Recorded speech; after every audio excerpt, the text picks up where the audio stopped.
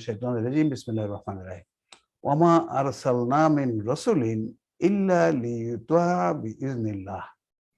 আমরা এই উদ্দেশ্যে রসুল প্রেরণ করেছি যে আল্লাহর অনুমতি অনুযায়ী তার আনুগত্য করা হবে। এটা আমরা পজিটিভ করে লিখেছি, কিন্তু এর নেগেটিভ কথাটা এখানে আল্লাহ কিন্তু ডবল নেগেটিভ কথা ব্যবহার করেছে। ও মা, একটা মা মানে না, ইল্লা মানে না।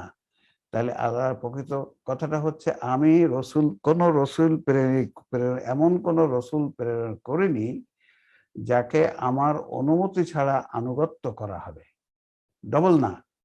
আল্লাহ আল কোরআনে অসংখ্য জায়গায় এরকম ডবল না ব্যবহার করেছে। আমি এমন কোন রসুল প্রেরণ করিনি যে আমার অনুমতি ছাড়া তাদের আনুগত্য করা হবে। এইটার ব্যাখ্যা সেদিন আমরা বলেছিলাম। কার মনে আছে একটু ব্যাখ্যা করেন তো, কেউ কদ্দুর মনে আছে? স্যার আসসালামু আলাইকুম রাহমাতুল্লাহ। ওয়ালাইকুম আসসালাম। জি বলুন, তাড়াতাড়ি বলুন। হ্যাঁ ইনশাআল্লাহ স্যার, এখানে দুইটা না ইউজ করার পরে এটা একটা শক্ত অবস্থান দিচ্ছে যে আল্লাহ এমন কোন রসুলকে অবস্থা মানে সৃষ্টি করেন না যেটা আগের থেকে সব প্রোগ্রাম করা, কোন রসুল কিভাবে ইউজ করবে, কোন ভাবে কাজ করবে এবং কোন রসুলকে কিভাবে আনুগত্য করা হবে, এটা আল্লাহর অতাৎক্ষণিক ভাবে আল্লাহ তাআলা সম্পূর্ণ প্রোগ্রাম সেট করে দেওয়া। অন্য কোন রসুলের নিজস্ব কোনো অ্যাকশন নাই। গুড, এটা ভালো বলেছেন, এটুকু আপনি চমৎকার বলেছেন। এখন আমরা বলুন যে আল্লাহর যে প্রোগ্রাম রাসূল সাল্লাল্লাহু আলাইহি ওয়াসাল্লামের আনুগত্য করার ব্যাপারে আল্লাহর যে প্রোগ্রাম আছে, সেই প্রোগ্রামটা কি? আল্লাহ সে অনুমতি মানে অতাৎক্ষণিক অনুমতি মানে প্রোগ্রাম। তো রাসূল সাল্লাল্লাহু আলাইহি ওয়াসাল্লামের আনুগত্য করার ব্যাপারে প্রোগ্রামটা কি আছে? রসুল এবং রসুলকে রিসালাত দিয়েছেন, একটা কিতাব দিয়েছেন এবং কিতাবটা হলো আল্লাহর। আচ্ছা আচ্ছা, জাফর সাহেব আপনি এখানে একটু থামুন, ইনশাআল্লাহ অনেকটা ভালো বলেছেন। তাহমিনা খানম ম্যাডাম, রসুলকে আনুগত্য করার প্রোগ্রামটা কি, নীতিমালাটা কি? জি আসসালামু আলাইকুম। ওয়ালাইকুম আসসালাম, বলুন নীতিমালা। রাসূলকে ই করা যাবে যে রাসূলের আনুগত্য করতে হবে, তার অতাৎক্ষণিক যে বিধান আল্লাহ রাব্বুল আলামিন বলে দিয়েছেন, সেই তিনটা বিধান বলুন, সবথেকে গুরুত্বপূর্ণ তিনটা বিধান। একটা হচ্ছে সরাসরি যদি আমি রাসূলের মুখ থেকে কথা বা তার কাজ দেখি নিজের চোখে, সেটা কোনো দ্বিধাহীন ভাবে পালন করতে হবে। Very good, very good. তারপরে আরেকটা 2 নাম্বার হচ্ছে আমি যদি কারো মাধ্যমে শুনি, কারো কাছ থেকে রাসূলের কথা শুনি বা রাসূলের হাদিস শুনি, সেটা অবশ্যই যাচাই করে আমাকে পালন করতে হবে। আরেকটা হচ্ছে রাসূলের হাদিসের কথা কোরআনের বিরোধী হলে সেটা আমি পালন করব না কখনোই। ভেরি গুড, 100-তে 100, 100-তে 100। এইরকম কিছু লোক আমরা তৈরি করতে চাচ্ছি যারা পৃথিবীকে চেঞ্জ করে দেবে ইনশাআল্লাহ।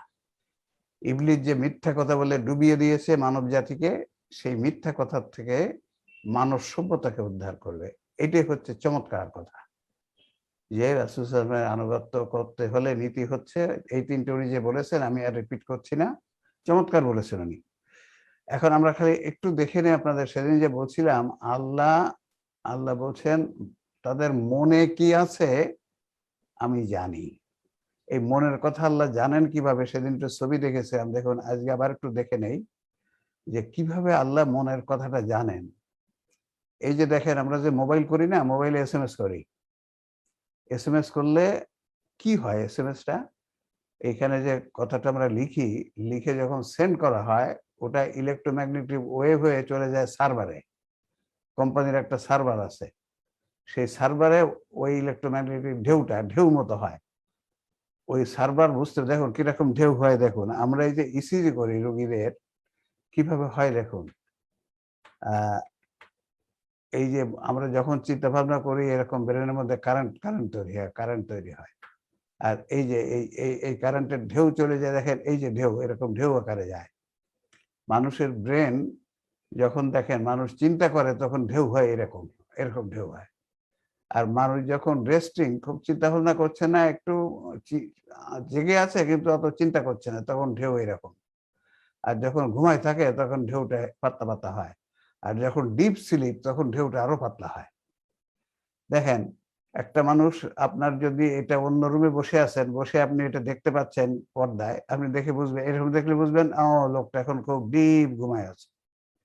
এরকম দেখলে বুঝবেন ঘুমাচ্ছে, কিন্তু ঘুমটা অত ডিপ না। এটাকে আমরা বলি থিটা ওয়েভ, এটা ডেল্টা ওয়েভ। আর যখন সে জেগে আছে কিন্তু চিন্তা করছে না, একটু রেস্টে আছে, তখন এরকম হয়। যখন সে কাজ করে, মানসিক চিন্তা ভাবনা করে, কাজ করে, তখন এরকম হয়।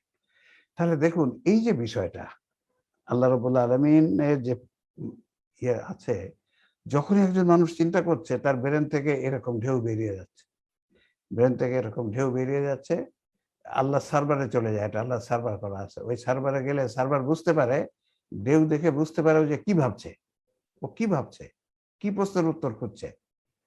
সার্ভারে ওই প্রশ্নের উত্তর লেখা আছে, সাথে সাথে ওই উত্তরটা পাঠিয়ে দেয়। আর আল্লাহর কাছে সব মানুষের যে নাম লেখা আছে, সে নাম কোথায়? সে নাম হচ্ছে আইডি নাম্বার। এই যে প্রত্যেক মানুষের জন্য আল্লাহ দেয়া আইডি নাম্বার বা মোবাইল নাম্বার হলো ডিএনএ নাম্বার। তাহলে সার্ভার তখন বুঝতে পারে কোন কোন ডিএনএ নাম্বার থেকে প্রশ্ন আসছে, ও কি জানতে চায়, তখন তার সেই প্রশ্নের উত্তরটা পাঠিয়ে দেয় মানুষের ব্রেনে। এই হচ্ছে কম্পিউটারটা, এইখানের মাধ্যমে ওই খবর আদান প্রদান, এখান থেকে ঢেউটা চলে যায় আল্লাহ সার্ভারে, সার্ভার থেকে আবার উত্তর চলে আসে এখানে। চমৎকার সিস্টেম। এইভাবে আল্লাহ মনের কথা বুঝতে পারে। মানুষও এখন এই মেশিন আবিষ্কার করে ফেলেছে। তাহলে এই কথাগুলো যদি আমরা এইভাবে বাস্তব চিত্রের মাধ্যমে মানব শরীরের যে কনস্ট্রাকশন, বডি গঠন, এইটার মাধ্যমে যদি বুঝে নিতে পারি আমরা, তাহলে দেখবেন কি মজাটা লাগবে এবং বিশ্বাস কত মজবুত হবে। বিশ্বাস কত মজবুত হবে। আর একটা হবে কোরআনের প্রতি ভক্তি শ্রদ্ধা বেড়ে যাবে, যে এ তো সাংঘাতিক বিজ্ঞান, চমৎকার কথা। কোরআনের প্রতি ভক্তি শ্রদ্ধা বেড়ে যাবে। আমরা যে এইভাবেই আমরা কোরআনটা বুঝতে চাই, শিখতে চাই, আমরা সে কাজ করার চেষ্টা করছি আপনাদেরকে নিয়ে, যাতে ইবলিসকে আমরা ঠকাতে পারি। রাইট, এ দুটো একটু রিপিট করে নিলাম, কারণ this very important information, very important, বিশেষ করে রাসূল সাল্লাল্লাহু আলাইহি আনুগত্য করার নীতিমালা। ফালা ওয়া রাব্বুকা লা ইউমিনুনা হাক্কা ইউহাক্কিমুকা ফীমা শাজারা বাইনাহুম সুম্মা লা তাজিদু ফি আনফুসিহিম হারাজাম মিম্মা কাদাইতা ওয়া ইউসাল্লিমু তাসলিমা। কি বলছেন? কিন্তু না, তোমার রবের শপথ, তারা মুমিন হবে না যতক্ষণ না পর্যন্ত তারা তাদের ঝগড়া বিবাদের বিচারের ভার তোমার উপর অর্পণ না করে, অতঃপর তোমার দেওয়া রায় সম্বন্ধে তাদের মনে কোনো দ্বিধা না থাকে এবং সর্বাত্মকভাবে তা মেনে নেবে। দেখেন এখানে যে কথাটা, আমরা যদি আমরা জানি, যারা আজকে কেউ কেউ বলছেন যে আমাদেরকে কোরআন, খালি কোরআন হলে চলবে, হাদিস লাগবে না, এখানেও দেখেন তাদের জবাব আছে। আল্লাহ কি বলছে?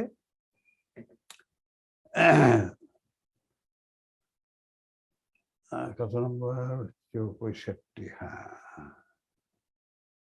আল্লাহ কি বলছেন দেখুন, ফালা ওয়া রাব্বুকা লা ইউমিনুনা হাক্কা ইউহাক্কিমুকা ফীমা শাজারা বাইনাহুম। কিন্তু না, তোমার রবের শপথ, তারা মুমিন হবে না যতক্ষণ পর্যন্ত না তাদের ঝগড়া বিবাদের বিচারের ভার তোমার উপর অর্পণ না করে। তাহলে মুমিনই হতে পারবে না যদি রাসূলুল্লাহ সাল্লাল্লাহু আলাইহি ওয়াসাল্লামের কাছে বিচার দিবে এবং রাসূলুল্লাহ সাল্লাল্লাহু আলাইহি ওয়াসাল্লাম যে বিচার করে রায় দিবে তারা সেটা মেনে নিবে। তাহলে রাসূলুল্লাহ সাল্লাল্লাহু আলাইহি ওয়াসাল্লামের এই বিচারের রায় না জানলে কি হবে? রায় তো হবে, মুমিনও থাকা যাবে না। আল্লাহ তো সব বিচারের কি রায় হবে সব ডিটেইল আউট তো কোরআনে করে নাই।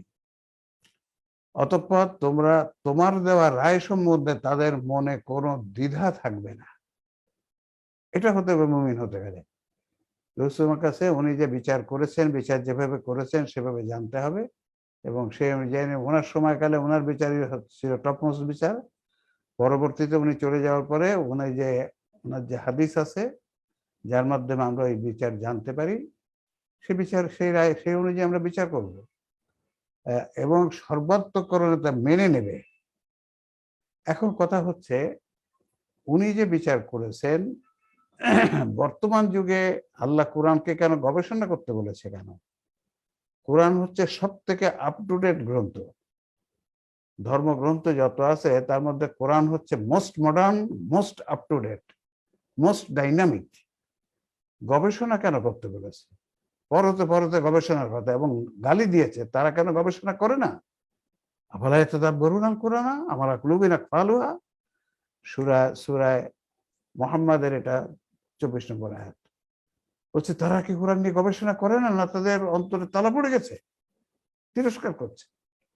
তাহলে বোঝা যায় গবেষণা কেন? গবেষণা করতে বলেছেন যে যে কথা ওখানে আছে সেটাকে আপডেটিং করতে হবে, আর যুগের জ্ঞান অনুযায়ী নতুন ব্যাখ্যা করতে হবে। রাসূলুল্লাহ সাল্লাল্লাহু আলাইহি ওয়াসাল্লাম যে ব্যাখ্যা করে গেছেন সেটাকে বেজ ঠিক রেখে তাকে সামনে আরো এগোতে হবে। ওইখানে পড়ে থাকা চলবে না। ওইখানে পড়ে থাকলে তাহলে এই গবেষণা করার দরকার পড়তো না, গবেষণা করার দরকার পড়তো না। কাজেই কোরআন হচ্ছে মোস্ট মডার্ন। আপনি মূল জিনিসটা ঠিক রেখে আপনি আপডেট করেন, কোনো নিষেধ নাই। মূল জিনিসের জন্য বৈপরীত্য না হয়, বিপরীত না হয়। যেমন ধরুন এই যে এখন যেটা একটু আগে বললাম লিভার ট্রান্সপ্লান্ট, এটা তো রাসূলের সময় ছিল না, কোরআনেও লেখা নেই। তাহলে কি লিভার ট্রান্সপ্লান্ট করা যাবে কি যাবে না, এর সিদ্ধান্ত কিভাবে নেবেন? কি হবে আপনারা বলুন দেখি? বা কিডনি ট্রান্সপ্লান্ট, আমরা যে কিডনি কেটে আরেকজনের কিডনি লাগাই দিচ্ছি, এ সময় তো ছিল না। ওটা তো 1400 বছর আগে এটা ছিল না, নবী সাল্লাল্লাহু আলাইহি ওয়াসাল্লাম এটা কিছু বলেন নাই, কোরআনেও এটা লেখা নেই। করা যাবে স্যার। তাহলে কি আপডেটেড শেফা সবই নেওয়া যাবে। ইয়েস, তাহলে এইটা আমরা সিদ্ধান্ত নেব কেমনি? সিদ্ধান্ত নেব, আল্লাহ বলছে মানুষের কল্যাণের জন্য, মানুষের কল্যাণের জন্য। নাস, মানুষের কল্যাণ। কিন্তু সেই মানুষের কল্যাণ আরেকজনের ক্ষতি করে করা যাবে না, আরেকজনের ক্ষতি করে করা যাবে না। তাহলে এমন যদি হয় মানুষের দুটো কিডনি আছে, একটা কিডনি দিলে থাকলে সে চলতে পারে, তার আরেকজন ভাইয়ের যদি একটা কিডনি লাগিয়ে দেওয়া যায়, তার জীবনটা বেঁচে যায়, সেটা তো মানুষের কল্যাণ, এটা অবশ্যই জায়েজ হবে। এই জন্যই তো মানুষ সৃষ্টি করে আছে, মানুষের জন্য। তবে আরেকজনের ক্ষতি করা যাবে না। আরেকটা হচ্ছে ওই লিভারটা বিক্রি করা যাবে না। আল্লাহ যে অঙ্গ দিয়েছে সেটা আপনি বিক্রি করবেন, এটা হবে না। এটা আপনি দান করতে পারেন, মানুষের কল্যাণের জন্য দান করতে পারেন। তাহলে দেখেন এই যে হচ্ছে গবেষণা, অনেক কিছু আছে গবেষণা দরকার। রাসূলুল্লাহ সাল্লাল্লাহু আলাইহি ওয়াসাল্লাম যে ড্রেস পরেছে, ওই ড্রেস কি যেখানে এস্কিমোদের দেশ, যেখানে 6 মাস খালি বরফে পড়ে, সেখানে কি ওই ড্রেস চলবে? হবে? পড়তে পারবে না, ফ্রিজ হয়ে যাবে। কাজে সেখানে আপনি গবেষণা করে মূলনীতিটা ঠিক রেখে আপনি ড্রেস চেঞ্জ করুন। ড্রেসের মূলনীতি হচ্ছে সৌন্দর্যবর্ধক হবে এবং সতর ঢাকবে। এটা হলে মূলনীতি হয়ে গেল। কি কাপড় পরবেন, পশমের পরবেন না তুলার সুতার পরবেন, এটা আপনি ঠিক করেন আপনার দেশ অনুযায়ী। আর ড্রেসের সুন্নাহ কি, আপনারা কি বলবেন? সুন্নতি ড্রেস কোনটা? ড্রেসের ব্যাপারে আমি এটি বলে নেই, তারপর বলেন আমাদের দেশে সুন্নতি ড্রেস বলে অনেক কথা আছে। সুন্নতি ড্রেস হচ্ছে তাকওয়ার পোশাক, যেটা ওইটাই সুন্নতি ড্রেস। আমি একটা কথা বলি, আপনারা বলবেন সুন্নতি ড্রেস কাকে বলে। এ কথা নিয়ে চরম বিভ্রান্তি মুসলিম দেশে। রাসূলুল্লাহ সাল্লাল্লাহু আলাইহি ওয়াসাল্লাম নবুয়ত পাওয়ার আগে যে ড্রেস পরতেন, ওনার চাচা দাদা ভাইয়েরা যে ড্রেস পরতেন, কাফেররা মুশরিকরা, নবুয়ত পাওয়ার পরে একই ড্রেস পরেছেন, ড্রেস পাল্টাননি। তাহলে রসুলের ফেলি সুন্নাত দিয়ে বোঝা যায় সুন্নতি ড্রেস কাকে বলবে। আপনারা এবার বলুন, এই আকল খাটান। নবুয়ত পাওয়ার আগে যে ড্রেস পরতেন, কাফেররা পরতো, মুশরিকরা পরতো, আর উনি নবুয়ত পাওয়ার পরে একই ড্রেস পরছেন, তাহলে ড্রেসের সুন্নত কি হবে? আবহাওয়া উপযোগী ঢিলে ঢালা পোশাক হতে হবে স্যার, আবহাওয়া উপযোগী। ইয়েস, কথা হচ্ছে ওই আবহাওয়া অনুযায়ী। কথাটা হচ্ছে এরকম বলা ঠিক যাবে, আছে। যে দেশের যে পোশাক, জি জি যে স্যার। দেশের যে পোশাক, সে যা যদি ওই মূলনীতি রক্ষা করে যে সৌন্দর্যবর্ধক হয় এবং সতর ডাকে, ওইটাই সুন্নতি ড্রেস। জি স্যার। ওইটা পাল্টানো সুন্নতের বল খারাপ। কারণ রাসূল সাহেব পাল্টান না, ওই মুশরিকদের ড্রেসই পরেছেন উনি। কারণ ওটা স্যার এখন তো ফতোয়া দেয়, অনেকে ফতোয়া দেয় যে কোটটাই পরলে সে কাফের হয়ে গেল, এরকম ফতোয়া দিচ্ছে, আমরা শুনছি। কিন্তু আপনারা এখন খালি লোকের কথা শুনবেন না, বক্তব্যটা শুনবেন, কোরআনের সাথে মিলাবেন, রসুলের সুন্নাহর সাথে মিলাবেন। রসুল যদি নবুয়ত পাওয়ার পরে আগের ড্রেসটা পাল্টিয়ে আর একটা ড্রেস পরতো, তাহলে আমরা বুঝতাম যে ও হ্যাঁ, তাহলে পাল্টাতে হবে। আবু জেহেলের যে পোশাক ছিল স্যার, রসুল তো সেই এক সেম পোশাকই তো পরতো। একই পোশাক ছিল। আরবের পোশাক যেহেতু একই পোশাক দিতে স্যার, সেই তার পাগড়িও মানে সেটাই ব্যবহার করতো। তাদের ঝগড়া বিবাদের ব্যাপারে বিচারের ভার তোমার উপর অর্পণ না করে ততদিন সে মুমিন হবে না। কোনো বিচার রায় হতে হলে রাসূল সাল্লাল্লাহু কাছে যেতে হবে, রাসূল সাল্লাল্লাহু কোরআন সুন্নাহ অনুযায়ী বিচার দেবেন। আর তোমাদের দেওয়া আর তার আল্লাহর দেওয়া রাসূল সাল্লাল্লাহু রায় সম্বন্ধে তাদের মনে কোনো দ্বিধা থাকবে না। তবে রায়টা প্রকৃত রসুলের কিনা সেটা যাচাই করতে হবে, কিন্তু 1400-250 বছর পরে এসে সেখানে হয়তো কিছু সমস্যা থাকতে পারে, এবং সর্বোত্তম করে তা মেনে নেবে। তাহলে রাসূল সাল্লাল্লাহু বিচারের রায়কে মেনে নিতে হবে, সিদ্ধান্তকে মেনে নিতে হবে। এরপরে চলুন 66 আয়াতে কি বলছেন। আপনারা সবসময় আমাদের যে আকল আছে, আমাদের যে গুগল আছে, সে গুগল কাজে লাগাবেন, সাথে সাথে কোরআন সুন্নাহকে কাজে লাগাবেন। দেখবেন অনেক বেশিরভাগ ক্ষেত্রে অন্য কারো কাছে যাওয়া লাগবে না, কারো কাছে ধন্যা দেওয়া লাগবে না। আপনার গুগল অনেক শক্তিশালী, আল্লাহর দেওয়া গুগল অনেক শক্তিশালী। এরপরে বলছে ওয়ালাউ আন্না কাতাবানা আলাইহিম আনিকতুলু আনফুসাকুম আও ইখরুজু মিন দিয়ারিকুম মা ফাআলুহু ইল্লা কালিলুম মিনকুম ওয়ালাউ আন্নাহুম ফাআলু মা ইউআযুনা বিহি লাকানা খায়রাল লাহুম ওয়া আশাদ্দা তাসবীতা। আর যদি আমরা তাদের উপর বিধিবদ্ধ করতাম, মানে ফরজ করতাম যে তোমরা নিজেদের পরস্পরকে হত্যা করো, ওয়ালাউ আন্না কাতাবনা আলাইকুম আন্নাকতুলু আনফুসাকুম, নিজেদেরকে কতল করো, অথবা তোমাদের ঘর বাড়ি থেকে বের করে দাও, বের হয়ে যাও, ঘর বাড়ি থেকে বের হয়ে যাও, তাহলে তাদের অল্প সংখ্যকই তা করত। আর যারা আর যা করতে তাদের উপদেশ দেওয়া হয়েছিল তারা যদি তা করত, তাহলে অবশ্যই তাদের জন্য ভালো হতো এবং তাদের অবস্থান আরো মজবুত হতো। অর্থাৎ আমি যে কাজ করতে বলেছি, কোরআনের মাধ্যমে যে নির্দেশ দিয়েছি, এগুলো তোমাদের ভালোর জন্যই। তোমরা যদি সেগুলো করতে, তাহলে দেখতে যে তোমরা কত ভালো থাকতে পারতে পৃথিবীতে, তোমাদেরকে এইভাবে ইবলিস ধোঁকা দিতে পারতো না। তাহলে এটা থেকে সেই বোঝা গেল যে আল্লাহ যা বলছে সেটা যদি সঠিকভাবে কোরআনের কথা হয়, সেটা যদি সঠিকভাবে রসুলের কথা হয়, আমাদের সেটা আনুগত্য করতে হবে, এবং তার মধ্যে অবশ্যই কল্যাণ আছে, অবশ্যই কল্যাণ আছে।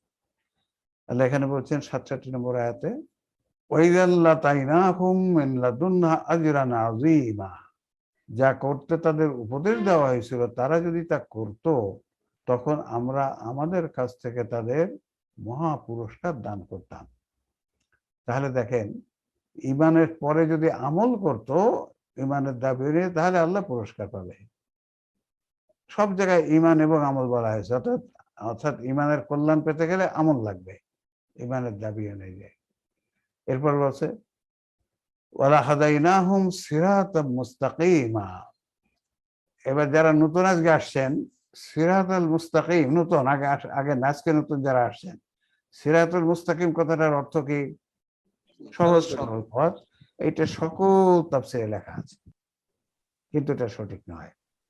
আচ্ছা, সরল পথ আসল অর্থ হবে স্থায়ী পথ। সরল পথ হলে অসুবিধা কি বলেন দেখি?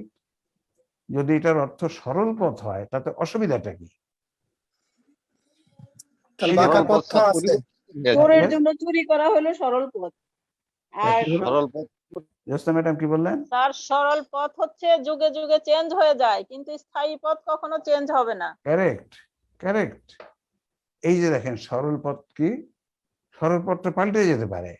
আজ যেটা সরল পথ, 2 বছর পরে সেটা সরল পথ নাও হতে পারে, পাল্টে যেতে পারে। এই জন্য আল্লাহ সরল পথ বললেন, বলছে স্থায়ী পথ, অথচ টোটাল জাতি জানছে এটা সরল পথ। অবাক কাণ্ড, এ সমস্ত অবাক কাণ্ড। সরল পথ পাল্টায় যায়, তার একটা উদাহরণ দিছিলাম আমরা, সব মনে আছে, চিকিৎসা বিজ্ঞানের উদাহরণ মনে আছে তো? কার মনে আছে উদাহরণ যে সরল পথ পাল্টে যায়? আমি যখন আজ থেকে 40 বছর আগে ঢাকা মেডিকেলের ছাত্র ছিলাম, আমার স্যাররা আমাকে শিখিয়েছিল, কি জন্য শিখিয়েছিল বলছিলাম, মনে নাই? শিখিয়েছিল তুমি যত বড় ডাক্তার হবে তত অপারেশন করার সময় বড় করে কাটবা। এটা শিখিয়েছিলেন আজ থেকে 40 বছর আগে। আর আমরা এখন আমাদের ছাত্রদের শিখাচ্ছি, তুমি যত বড় ডাক্তার হবা তত ছোট করে কাটবা। দেখেন 40 বছর আগে সরল পথ ছিল বড় করে কাটা, কারণ বড় করে কাটলে দেখা যেত ভালো, সেলাই টেলাই দেওয়াতে সুবিধা হতো, হাত দিয়ে সেলাই দিতে হতো, তো সেলাই দিতে সুবিধা হতো। এখন বলা হচ্ছে না, বড় করে কাটলে অনেক অসুবিধা হয়, রোগীদের অনেক ক্ষতি হয়, হার্নিয়া হয়, ইনফেকশন হয়, সেলাই খুব বাস্ট হয়ে যায়। এখন বলছে যত ছোট করে কাটবা তত ভালো।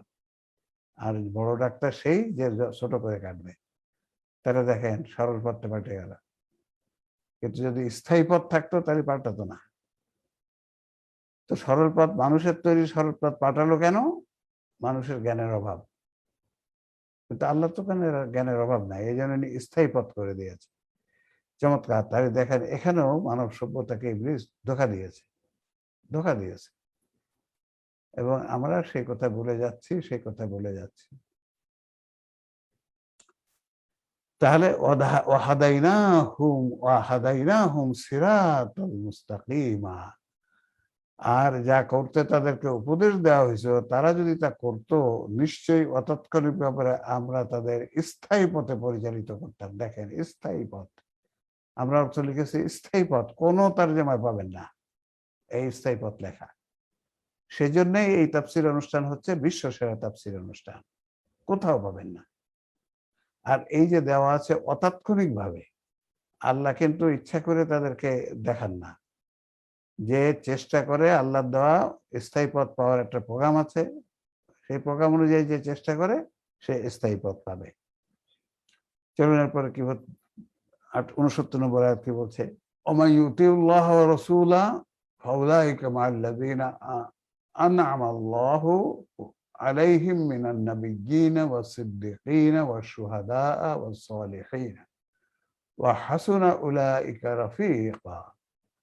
আর যে আল্লাহ তার রসুলের আনুগত্য করবে সে নবী, সত্যনিষ্ঠ, শহীদ ও সৎকর্মপরায়ণদের সঙ্গী হবে, যাদের প্রতি আল্লাহ অনুগ্রহ করেছেন, আর তারা কতই না উত্তম সঙ্গী। দেখেন এই প্রতিটা জায়গায় আল্লাহ বলছেন আল্লাহ ও রসুলের আনুগত্য করবে। সেখানে কিভাবে বর্তমানে যারা বলছেন যে রসুলের আনুগত্য করার দরকার নাই, খালি আল্লাহর আনুগত্য করলেই চলবে, খালি কোরআন মানলেই চলবে, অথচ দেখেন প্রতিটি জায়গায় আল্লাহ ও রসুলের আনুগত্য করে, দুইজনের। রসুল ব্যাখ্যাকারী, কাজে তার যে ব্যাখ্যাটা সেটা আমাদের নিতে হবে। হ্যাঁ, সেই ব্যাখ্যাটা রসুলের কথাটা আমরা সঠিক পেয়েছি কিনা সেটা ভিন্ন কথা, সেটা যাচাই করতে হবে।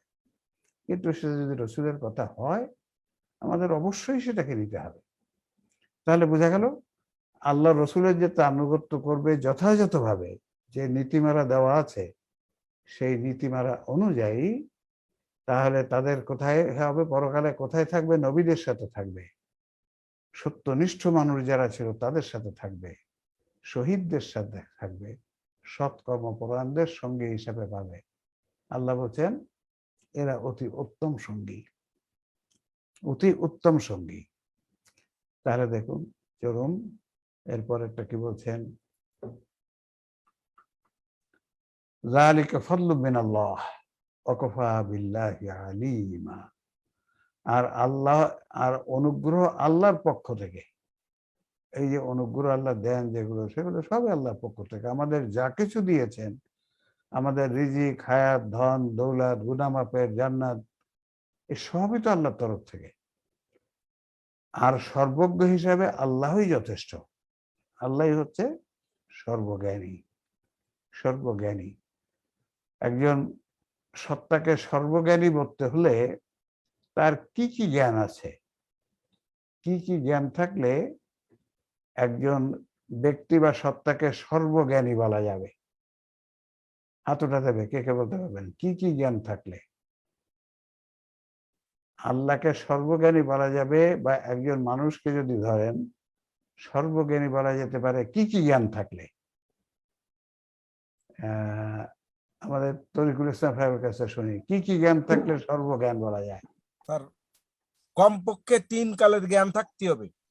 ইয়েস, এটা হচ্ছে সময়, এটা সময়ের দৃষ্টিকোণ থেকে বললেন। আর কি কি বিষয়ের জ্ঞান থাকলে হবে?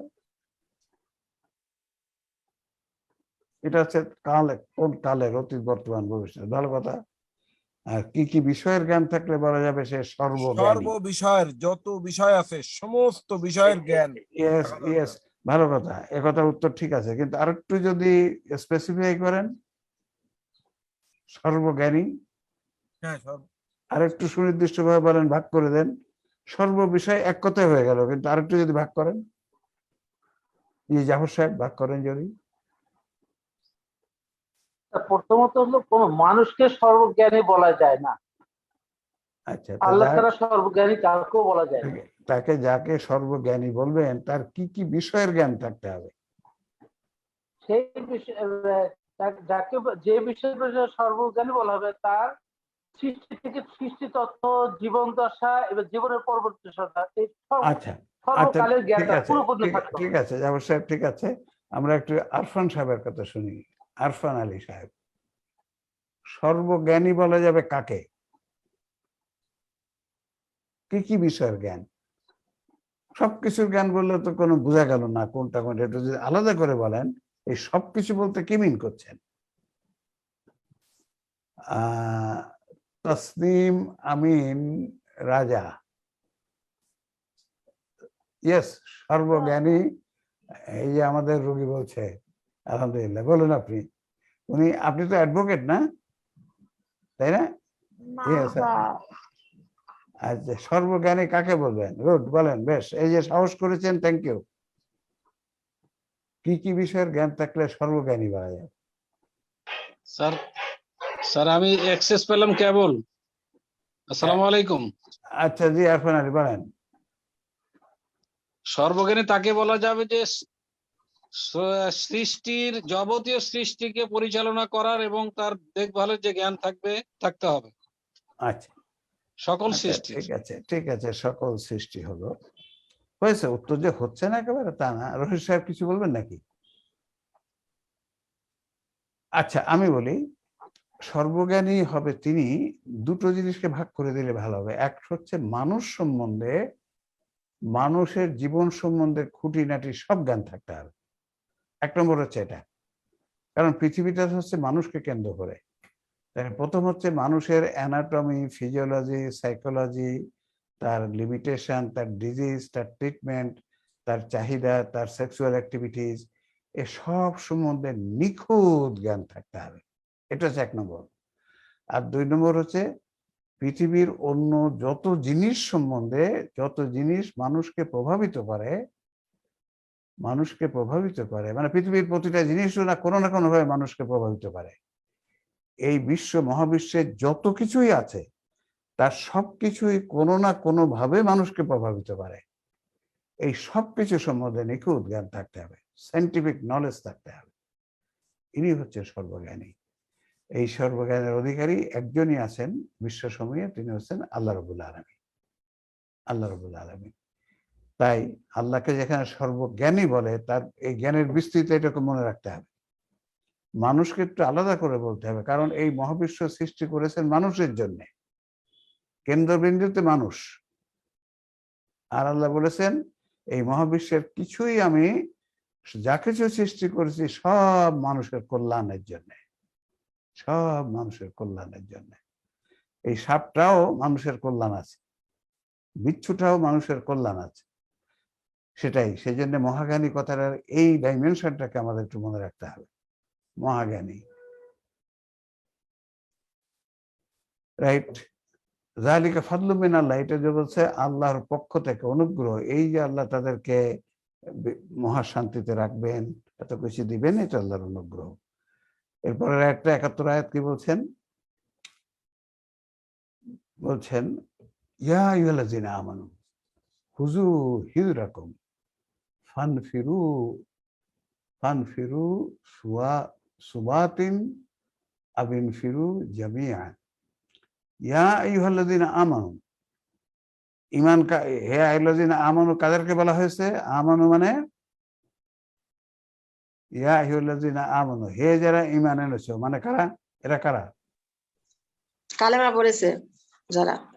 খালি কালেমা পড়েছে না, আরেকটু বলতে হবে, আরেকটু, অর্ধেক হয়েছে।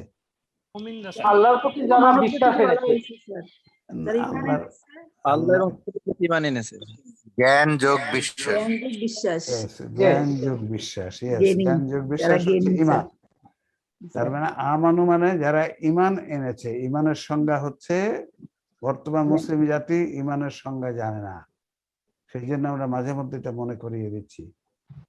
বর্তমান মুসলিম জাতি ঈমানের সংজ্ঞা জানে ইকরার বিল লিসান, তাসদিক বিল জিনান, আমল বিল মুখে উচ্চারণ, অন্তরে বিশ্বাস, কাজে কাজ করে সে অনুযায়ী কাজ। কিন্তু আমানু আছে যারা ঈমান এনেছে না, তার মানে কালেমা তাইয়্যিবা মুখে উচ্চারণ করেছে আর তার অর্থটা বা ব্যাখ্যা সহ বিশ্বাস করেছে, এইটাই হচ্ছে ঈমান। যারা কালেমা তাইয়্যিবা বিশ্বাস করে তারা সকলে মুমিন, তারা সকলেই মুমিন। মুমিনের সংজ্ঞার মধ্যে কাজ থাকবে না। তাহলে এখানে বলছে, হে মুমিনগণ, খুযু হিযরাকুম, তোমরা শত্রুর মোকাবিলায় সতর্কতা অবলম্বন করো। দেখেন, মুমিন বলে তাদের এবার কাজ বলে দিচ্ছে, তোমাদের এই কাজ করতে হবে, কাজ আলাদা। মুমিনের একটা হচ্ছে শত্রুর মোকাবিলায় সতর্কতা অবলম্বন করো। এই শত্রু দেখেন, এ কথাটা নন স্পেসিফিক। শুরু হবে ইবলিস থেকে সকল শত্রু, ইবলিস থেকে সকল শত্রু। ইবলিসের দোসরে যারা আছে, আমাদের যারা শত্রু আছে, মানুষের মধ্যে যারা শত্রু আছে, অতঃপর যুদ্ধের জন্য দলে দলে বিভক্ত হয়ে অথবা একসঙ্গে অগ্রসর হও। যুদ্ধের জন্য আল্লাহ বলছেন একা একাও যেতে পারো, প্রোগ্রাম করে দেবে, নেতা যে থাকবে, সেনাবাহিনীর প্রধান যে থাকবে, অথবা বিভক্ত হয়ে হও, অথবা একা দলে দলে বিভক্ত হও, এক এক দলে। তাহলে এই যে সতর্কতা দেখেন, যুদ্ধের জন্য, একটা যুদ্ধের জন্য সতর্কতা মানে যুদ্ধে জয়ের জন্য, যুদ্ধ করার জন্য একটা প্রোগ্রাম আছে। সেই প্রোগ্রাম জেনে সতর্কতা অবলম্বন করতে হবে। সেই প্রোগ্রাম না জেনে যদি আমরা যুদ্ধে অংশগ্রহণ করি তাহলে ঠকবো। যেমন উহুদের যুদ্ধে ঠকলো কেন? যুদ্ধের কি নীতি তারা ভুল করেছিল মনে আছে না? যুদ্ধের কি নীতিতে ভুল করার জন্য উহুদের যুদ্ধে প্রথমে কিন্তু জিতে যাচ্ছিল, তারপরে এসে একটু বিপর্যয় হলো। কেন? এখানে কি নীতি ছিল? যুদ্ধ নীতি হচ্ছে, যখন যুদ্ধ হচ্ছে পিছনের দিক থেকে যদি শত্রুতা এসে আক্রমণ করতে, সামনে আক্রমণ চলছে আর এক গ্রুপ পিছনের দিক থেকে এসে আক্রমণ করলো, তাহলে দুই গ্রুপ, সামনে এক গ্রুপ পিছনে এক গ্রুপ, আপনি দুই গ্রুপের মাঝে পিষ্ট হয়ে মারা যাবেন। সেই জন্য উহুদের যুদ্ধে রাসূল সাল্লাল্লাহু আলাইহি ওয়াসাল্লাম একটা গিরিপথ, পিছনের দিকের একটা গিরিপথ পাহারা দিতে বলেছিলেন। সেখানে কয়েকজন সাহাবীকে নিয়োগ করে দিয়েছিলেন, বলছেন তোমরা এটা ছাড়বা না, এই গিরিপথ কখনো ছেড়ে যাবে না। সাহাবায়ে কেরাম সেখানে একটু ত্রুটি করলো। গনিমতের মাল যখন ওরা পালিয়ে যাচ্ছিল যুদ্ধে ঠকে যায় প্রথম দিকে, তখন গনিমতের মাল নিতে যায় ওরা গিরিপথ উন্মুক্ত রেখে চলে আসলো। তখনই শত্রুরা খালিদ বিন ওয়ালিদের নেতৃত্বে এসে পিছনের দিক থেকে এসে আক্রমণ করলো। তাহলে দেখেন, এখানেও তাহলে নীতি, যুদ্ধ জয়ের যে নীতি সেটা ফলো করা হয়নি, ভুল করা হয়েছে। রাসূল সাল্লাল্লাহু আলাইহি ওয়াসাল্লাম যে নীতি বলে দিয়েছিলেন সেটা তারা অনুসরণ করেনি। তাহলে এখানে সতর্কতা অবলম্বন করো। যুদ্ধের ব্যাপারে একটা নীতিমালা আছে, সেই নীতিমালা অবশ্যই মানবে, অবশ্যই মানবে। আর কি নীতিমালা? শত্রুদের হাতে কি অস্ত্রপাতি আছে তুমি সেটা খবর নাও। তোমার অস্ত্রপাতিও ওর কাছাকাছি থাকা লাগবে। তোমার কিছুই নাই, শত্রুদের সাথে মোকাবেলা করবা, হবে না। এটা যুদ্ধের নীতি নয়, যুদ্ধের নীতি নয়। রাসূল সাল্লাল্লাহু আলাইহি ওয়াসাল্লাম ওদের সমপরিমাণ ছিল না, কিন্তু কাছাকাছি ছিল, কাছাকাছি ছিল। সেটা যদি থাকে আল্লাহর সাহায্য আসবে। আপনি বেসিক নিড যদি মেটাতে পারেন, আল্লাহর সাহায্য আসবে। এরপর কি বলছেন? 72 নম্বর আয়াত, ওয়াইন্না মিনকুম লামান লা ইউবাতিয়ান্না ফাইন আসাবাতকুম মুসিবাতুন ক্বালা কাদ আনআমা আল্লাহু আলাইয়া ইযা লাম আকুন মাআকুম শাহীদা। দেখেন কি বলছে এখানে, কত বাস্তব কথা সবকিছু। মানে পৃথিবীতে যেগুলো ঘটে, মানুষ ঘটাবে, সেসব বাস্তব কথাগুলো আল্লাহ, ইসলাম বাস্তব কথা। ইসলামে কি কোনো অবাস্তব কথা আছে? এই অবাস্তব যারা- না মুক্তার সাহেবের যারা কথা তো অবাস্তব অবাস্তব নয়, যারা আমাদের যারা বোধগম্য যারা রয়েছে। আমাদের ফরিন কোরআন শিক্ষা কোর্সের আছেন তারা উত্তর দিচ্ছেন ঠিক মতো। ইয়েস, অল্প কিছু আয়াত আছে যেটা আমাদের কাছে অবাস্তব, যেটাকে বলে মুতাশাবিহাত, মানে অতীন্দ্রিয় বিষয়, যে বিষয়গুলো আমাদের ষষ্ঠ ইন্দ্রিয়ের বাইরে। আগে আমরা ইন্দ্রিয় বলতাম কয়টা? পঞ্চ ইন্দ্রিয়। কারণ পঞ্চ ইন্দ্রিয় বলা হতো, তখন কিন্তু এই যে আকলটাকে ইন্দ্রিয়ের মধ্যে আনা হতো না, ওই ইবলিস বাদ দিয়েছিল। আকলটাকে ইন্দ্রিয়ের মধ্যে আনা হতো, যেমন আমরা বলি কোরআন সুন্নাহ ইজমা কিয়াস, আকল বাদ। এখন কিন্তু ওরা ষষ্ঠ ইন্দ্রিয় বলছে, ডেভেলপ কান্ট্রি বলছে ষষ্ঠ ইন্দ্রিয়। আমাদের স্যার, দেশে আমরা স্যার ওই যে লেখক বনফুল তার এক গল্পে স্যার এই ষষ্ঠ ইন্দ্রিয়ের ব্যাপারটা দেখিয়েছে sir. Right, correct correct. Mukhopadhyay Minu গল্পে স্যার। এই ষষ্ঠ ইন্দ্রিয় হচ্ছে এখানে থাকে, মাথায় জি স্যার। মাথায়। আর ইন্দ্রিয়ের মধ্যে এটা হচ্ছে সব থেকে ইম্পর্টেন্ট, আর এটাকে বাদ দিয়ে দিয়েছে। আচ্ছা, একজন বলুন দেখি, জ্ঞানী দুজন ব্যক্তির মধ্যে কে অধিক জ্ঞানী, এর বিচার কিভাবে করবেন? কিভাবে বলবেন এই লোকটা বেশি জ্ঞানী, এই লোকটা একটু কম জ্ঞানী, এই বড় আলেম, এই ছোট আলেম, এই বড় আলেম, কিভাবে বলবেন? যে সঠিকভাবে আকলের ব্যবহার করতে জানে। কমন সেন্সের ব্যবহার যার ভালো আছে স্যার তারটাই বলবো আমি, কমন সেন্সের ব্যবহারটা। Yes. দেখেন আমাদের দেশে আলেম বলা হয়, আমরা আলেম বলি কাকে? যারা মাদ্রাসায় পড়েছে। নো নো, ঠিক নয়, এই সংজ্ঞা কোরআনে নাই, জুব্বা স্যার বড়। এই সংজ্ঞা কোরআনের সংজ্ঞা নয়। আচ্ছা, আমাকে একটা বলেন, চরম সত্য কথা, এগুলো আমাদেরকে জানতে হবে। ইসলামে জ্ঞানের উৎস হচ্ছে তিনটি। ইসলামের জ্ঞানের উৎস, আল্লাহ প্রদত্ত উৎস হচ্ছে তিনটি: কোরআন, সুন্নাহ, আকল বা কমন সেন্স। এর মধ্যে জ্ঞানের ভিত্তি কোনটা, ভিত্তিমূলক জ্ঞান কোনটা? কে কে বলবেন? হাত উঠাবেন, সবাই একসাথে কথা বলবেন না। এই তিনটের মধ্যে জ্ঞান, বুনিয়াদি জ্ঞান কোনটা? বুনিয়াদি জ্ঞান কোরআন না সুন্নাহ না আকল? মোহাম্মদ রেজাউল হোসেন সাহেব, আপনার কাছে কোরআন, সুন্নাহ, আকল, এই তিনটের মধ্যে বুনিয়াদি জ্ঞান কোনটা? বুনিয়াদি জ্ঞান হচ্ছে স্যার আকল, আকল। কমন। আচ্ছা, আপনারা কি ওনার ওই কথার সাথে দ্বিমত কেউ পোষণ করেন কিনা? কারো কি দ্বিমত? সহমত স্যার, সহমত। সহমত? দ্বিমত নাই স্যার। দ্বিমত কেউ আছেন? না স্যার, দ্বিমত নাই। কারো দ্বিমত নেই? আলহামদুলিল্লাহ, আলহামদুলিল্লাহ, জাযাকাল্লাহ। এটি আমরা বলবো কোরআন রিসার্চ ফাউন্ডেশনের সফলতা। এখন বলুন, মহসিন সাহেব বলবেন না, এবার বলবেন তারিকুল ইসলাম সাহেব, উনিও পারবেন অবশ্যই। আচ্ছা, তারপর তারিকুল ইসলাম সাহেবের সাথে বলি, আপনি কেন আকলকে বুনিয়াদি জ্ঞান বলছেন? আল্লাহ পাক ওই সৃষ্টির প্রথমেই এই আকল দিয়ে দিয়েছেন। আচ্ছা, সৃষ্টির সময়। Right right, very good. Taibur Rahman সাহেব, আপনি কেন বলবেন? উনি ভালো বলেছেন, চমৎকার বলেছেন উনি, আপনি কি বলবেন? স্যার, আকল আমাদেরকে বিল্ট ইন করে দিয়েছেন এবং সর্ব অবস্থায় সব সময় আমাদের সঙ্গে থাকে। আচ্ছা, ঠিক আছে, উনি আর একজন বলছে। দেখা যাক এবার আমার আবু হানিফ সাহেব, না? জি স্যার। আপনি বলেন, আপনি কি বলবেন? চলে এসেছে উত্তর। আপনি আর একটু বলুন, আপনার মুখে বলুন। আল্লাহ সৃষ্টিগতভাবে মানুষকে সমানভাবে মেধা দিয়েছেন, অর্থাৎ আকল দিয়ে দিয়েছেন। আকল বা যেটাকে আমরা বলছি পাহারা। দেখি আমাদের মহসিন সাহেব কি বলবেন, এটা বুনিয়াদি জ্ঞান বলছেন কেন? একজন মানুষকে বুঝাবেন এটা হচ্ছে বুনিয়াদি জ্ঞান, বুঝাবেন কেমনে? আসসালামু আলাইকুম স্যার। ওয়ালাইকুম আসসালাম।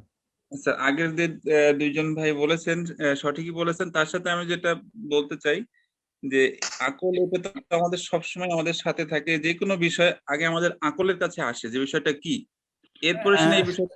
এই দিক দিয়ে ঠিক বুনিয়াদি ব্যাখ্যা করা যাবে না, সব সময় থাকে বলে যে বুনিয়াদি বলা যাবে ঠিক না। স্যার আমাকে একটু বলতে দিবেন? এস বলুন স্যার। আকল তো আল্লাহ জাতি ধর্ম নির্বিশেষে সবাইকে দেওয়া, কোরআন হাদিস তো সবার কাছে নেই, কিন্তু আকলটা তো এই জন্য এটা বুনিয়াদি। আকল কিন্তু জন্মগতভাবে সেটা সবার কাছে আছে, কিন্তু বুনিয়াদি কেন বলছি? তো বুনিয়াদি মানে এটা তো একদম শুরুতেই দেওয়া, এটা আচ্ছা, মানুষ কোন yes. ধর্মের না কোন জাতের এটার উপর ভিত্তি করে আচ্ছা না। দেখুন, আমি একটু বলি এবার, মানে এই কথাগুলো আপনাদের উত্তর যে ভুল হয়েছে তা না, কিন্তু এইগুলো চমৎকার ভাবে মানুষের কাছে বলতে হবে যাতে মানুষ শোনার সাথে সাথে আমি বুঝতে একটু পারে ইয়েস বলতে কারেক্ট, চাই। Yes correct, yes correct. Jafar সাহেব বলতে চাচ্ছেন, খুব অল্প সময় স্যার, বলেন বুনিয়াদি জ্ঞান জি কেন স্যার, বলছেন? এটার উপরে একটা বিশদ লেখা আমার পাবলিশ হয়েছে গত পরশুদিন। সেটা হলো যখন কোনো ইলা ছিল না বা কোনো সংযমী কেউ হেল্প করার ছিল না, আকলের মাধ্যমে আল্লাহ তাআলা কিন্তু আচ্ছা মাতৃগর্ভে আচ্ছা আচ্ছা সন্তানকে আচ্ছা ঠিক কনসেপ্ট আছে, করছে। আচ্ছা ঠিক আছে, এখানে থামুন।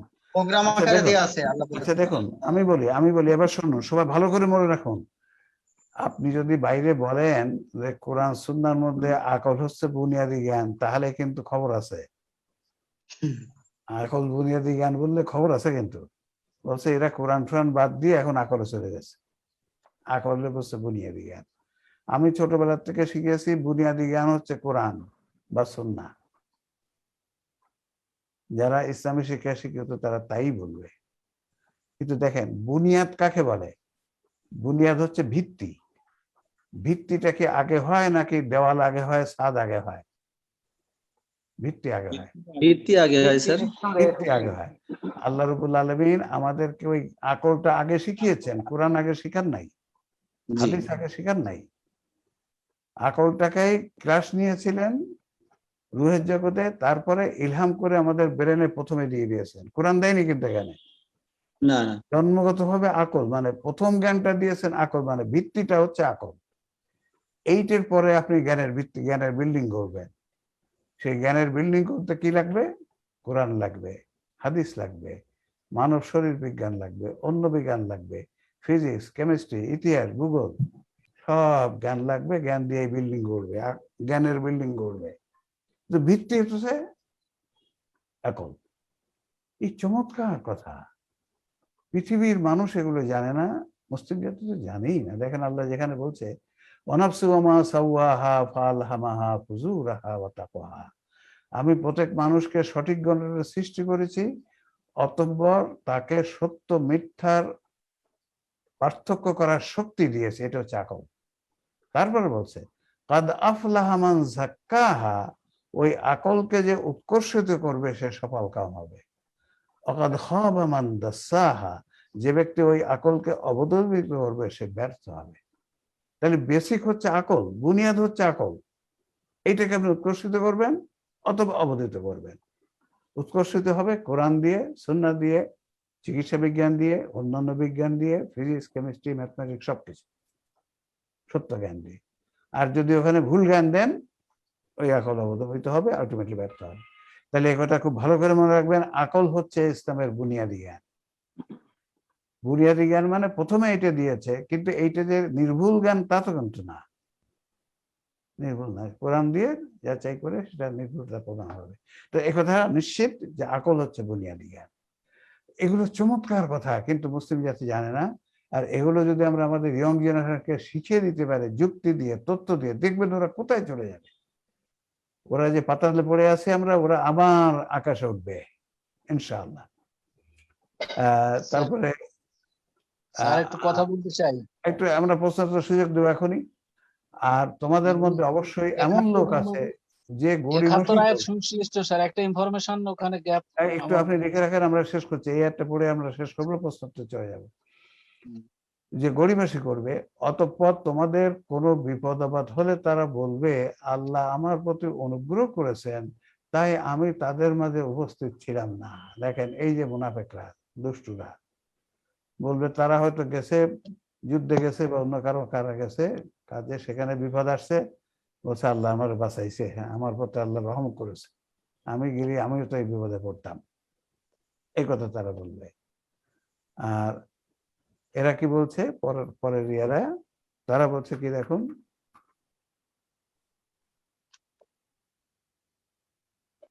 তারা বলছে ওয়ালাইন আসাবাকুম ফাদলুম মিনাল্লাহি লায়াকুলান্না কাআল্লাম তাকুম বাইনাকুম ওয়া বাইনাহু মাওয়াদ্দাহ ইয়ালতানি কুনতু মাআহুম ফাজু ফাওজান আযীমা। আর তোমাদের প্রতি আল্লাহর পক্ষ থেকে কোনো অনুগ্রহ হলে সে অবশ্যই এমন ভাবে কথা বলবে যেন তোমাদের সাথে তার কোনো হৃদ্যতা ছিল না, তাই যুদ্ধে যেতে পারেনি। আর সে বলবে, হায় যদি তাদের সাথে থাকতাম তবে আমিও বিরাট সাফল্য লাভ করতাম। যখন মুসলমানরা জিতে যায় বলে, তোমরা আমারে ভালো করে ডাকো নাই, সেই জন্য আমি যাইতে পারি নাই, আমার সাথে বন্ধুত্ব করে ডাকো নাই, ভালোভাবে ডাকো নাই। অথচ সে কিন্তু ইচ্ছা করে যায়নি, মনে এক কথা মুখে আর এক কথা। আর সে বলবে, হায় যদি তাদের সাথে থাকতাম তবে আমিও বিরাট সাফল্য করতাম, কেন গেলাম না, কেন গেলাম না, দুঃখ করছে। তাহলে আমিও তো গনিমত মাল পাইতাম বা অন্য সুযোগ পাইতাম। তাহলে যারা সুযোগ সন্ধি তারা এরকমই কাজ করে। যখন বিপদ আসে বলে আমি না যেয়ে খুব ভালো করেছি, আল্লাহ আমার বাঁচাইছে। আর যখন তারা লাভবান হয় তখন বলে যে অন্য কথা বলে, কেন গেলাম না, গেলে তো ভালো হতো। যাক, আল্লাহ আজকে আমরা এখানে শেষ করি। আমরা একটু বেশি সময় হয়ে যাচ্ছে অনেকে বলছে, সেই জন্য আমরাও চেষ্টা করছি একটু যেন সময়টা কমিয়ে আমরা শেষ করতে পারি। এখন আপনারা প্রশ্ন করুন। আজকে যে আলোচনা হলো, হাত উঠান সবাই। আমরা 73 নম্বর আয়াত পর্যন্ত থাকলাম। হ্যান্ড রেজ করেন, আমরা আপনাদের সিরিয়াল অনুযায়ী ডাকবো।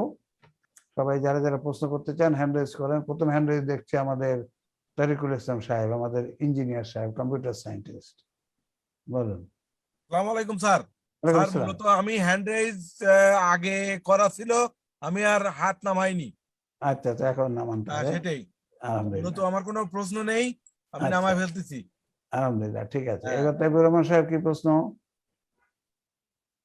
স্যার আসসালামু আলাইকুম।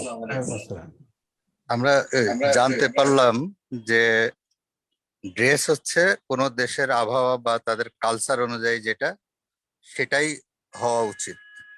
অর্থাৎ মানে এর বাইরে যাওয়াটাই বরং ঠিক না। কিন্তু যদি এমন হয় কোনো দেশের নির্দিষ্ট ড্রেস না থাকে, যেমন আমাদের দেশ, অথবা আমার ইচ্ছা হলো আমি অন্য দেশের জুব্বা বা আমি পড়তে চাচ্ছি, কোট প্যান্ট পড়তে চাচ্ছি, তাহলে কি এটা কোনো খারাপ কিছু হবে, নাকি এদিকেই যাওয়া উচিত না? আসলে ড্রেসের আপনি যে মূলনীতিটা বললেন ওটা দেখেই আসলে চলা উচিত। ধন্যবাদ স্যার। রাইট, এটা একটা চমৎকার প্রশ্ন। আমরা রাসূলুল্লাহ সাল্লাল্লাহু আলাইহি ওয়াসাল্লাম সুন্নাহ দেখে বুঝতে পারছি ওনার অ্যারাবিয়ান ড্রেস ছিল। অ্যারাবিয়ান ড্রেসের যে মৌলিক নীতিমালা সেটা ফুলফিল করে, সৌন্দর্যবর্ধক এবং সতর ঢাকে। কাজে নবী সাল্লাল্লাহু আলাইহি ওয়াসাল্লাম ওটা পাল্টান নাই। তাহলে বোঝা গেল অ্যারাবিয়ান ড্রেস ছিল ওনার, এবং সে যেহেতু উনি আরব দেশের লোক ছিল, সেই জন্য তিনি ওই ড্রেসই পরেছেন এবং পাল্টান নাই। আমাদের দেশের ড্রেস, আমাদের দেশে কিন্তু ড্রেস আছে, আমাদের দেশে লুঙ্গি আছে, পাঞ্জাবি আছে, অথবা পায়জামা আছে, পাঞ্জাবি আছে। এটা এখন এই দেশটার সাধারণ নিয়ম হচ্ছে যে না পাল্টানো। এর কারণ কি দেখেন, কারণ দেখেন, এটা কোরআনে লেখা আছে। কোরআনে এইভাবে কথাটা লিখেছে, ইয়া আইয়ুহাল্লাযীনা আমানু ইন্নী খালাকনা, ইয়া আইয়ুহান নাস ইন্নী খালাকনাকুম মিন যাকারিন ওয়া উনসা, সূরা হুজুরাতের আয়াত। হে মানুষ, হে মানুষ বলছে, হে মানুষ, আমি তোমাদেরকে একজন নারী, এক যাকারিন মানে পুরুষ, এবং একজন নারী থেকে সৃষ্টি করেছি। সুম্মা জাআলনাহুম শুউবান ওয়া কাবাইলা লিতাআরাফু, এরপর আমি তোমাদের বিভিন্ন বংশ, গোত্র, দেশে বিভক্ত করেছি। উদ্দেশ্য কি? তোমরা যাতে এক অপরকে চিনতে পারো। আচ্ছা দেখুন, সৌদি আরবের রং টং প্রায় আমাদের কাছাকাছি। আমরা যদি সৌদি আরবের ওই ড্রেস পরি, ওই আগালো, ওইটা আমরা কি কেউ বুঝতে পারবো উনি বাংলাদেশি? বুঝতে পারবো না। কাজেই চেঞ্জ করে সব একই রকম হয়ে গেল। কিন্তু আল্লাহ চাচ্ছেন যে যে যে দেশের লোক, তার জন্য ড্রেসটা চিনে মানুষ কিছুটা ধারণা করতে পারে। এর কারণ কি? এর কারণ বিভিন্ন দেশে বিভিন্ন রকম চালচলন, হাবভাব, তাদের নীতি নৈতিকতা থাকে। প্রত্যেক দেশে কিছু কিছু জিনিস থাকে ইউনিক, সেটা ইসলামের বাইরে না, কিন্তু চমৎকার, সেটা নিতে হবে। অনেক সময় মানুষের মনে করে যে এই দেশে যদি ইসলাম হয়ে যায় তাহলে কিন্তু সব পাল্টায় ফেলতে হবে। মোটেই নয়, 95% পাল্টানো লাগবে না, যা আছে সব ইসলামে আছে। অনলি 5% হয়তো বা তারও কম পাল্টানো লাগতে পারে। তো কাজেই ড্রেসটা চেঞ্জ করলে, একই রকম করলে ওই অসুবিধাটা হয়ে যায়।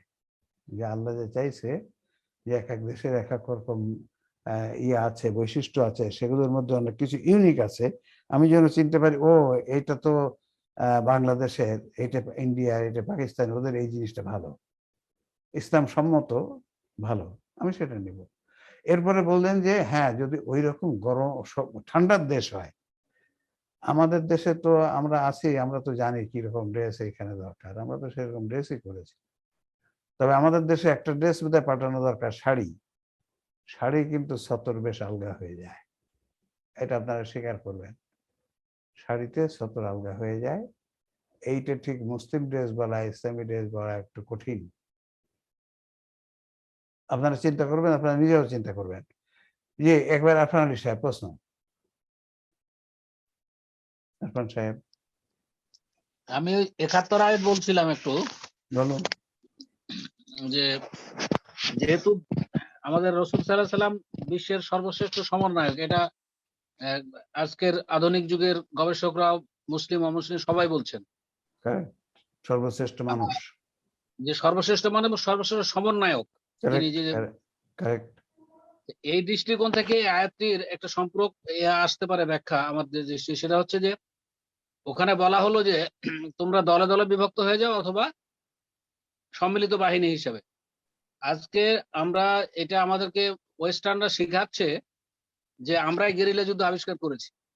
যুদ্ধের যে সবচেয়ে বড় মানে স্ট্র্যাটেজি সেটা হলো গেরিলা যুদ্ধ। কিন্তু আল্লাহ রসুলকে আল্লাহ তাআলা এইভাবে গাইড করলেন যে তোমরা ক্ষুদ্র ক্ষুদ্র বাহিনী পাঠিয়ে তুমি যুদ্ধ পরিচালনা করো, অভিযান অ্যাকশনে যাও।